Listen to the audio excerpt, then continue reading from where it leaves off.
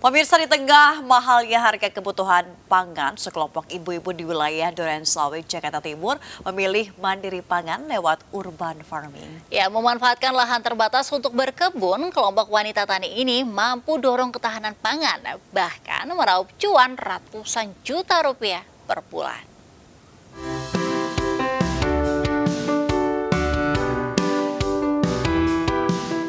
Harga sejumlah bahan pangan di pasar wilayah Jakarta masih mengalami kenaikan. Seperti cabai merah dipatok Rp66.000 per kilogram, cabai rawit Rp44.000. Harga pangan yang belum stabil ini ramai dikeluhkan masyarakat ibu kota hingga terpaksa mengurangi jumlah pembelian.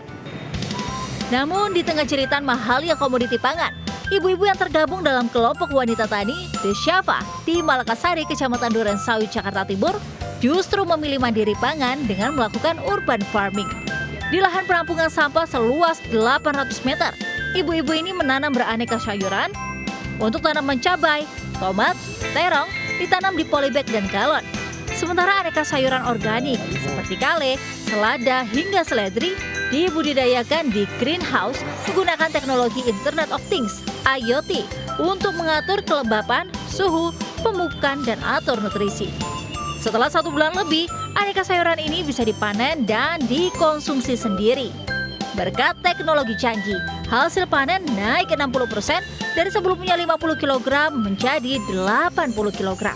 Hasil panen berlimpah ini dijual ke warga dengan harga yang lebih murah dari pasaran. Sangat membantu sekali karena dari segi harga di sini lebih murah, terus kualitasnya lebih bagus karena ini benar-benar organik kalau di sini. Jadi tanpa pestisida, tanpa itu, jadi semuanya pengolahan organik. Dengan kreativitas, ibu-ibu ini bisa menambah penghasilan dengan mengolah hasil panen hidroponik menjadi camilan keripik sayuran yang bernilai ekonomis. Tekuni pertanian perkotaan sejak 2018, tak tanggung-tanggung, kini mereka mampu meraup omset hingga Rp125 juta per bulan.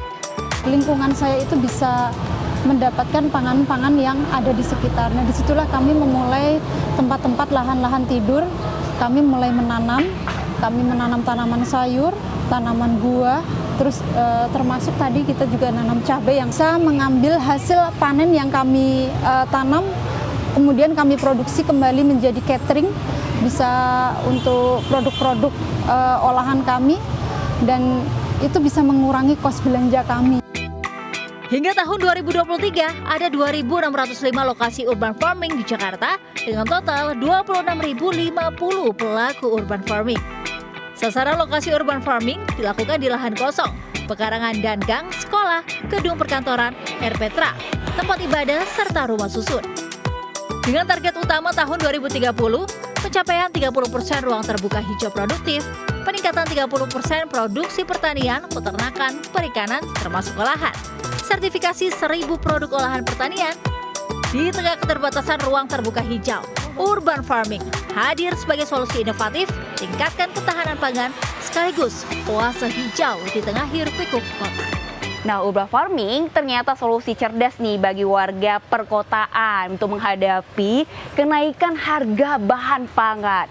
Dan tentunya tidak hanya ketahanan pangan, tapi juga kemandirian pangan sekaligus mendongkrak perekonomian warga Jakarta. Dari Jakarta, Steviani Sirait, Ilham Zarkasi melaporkan.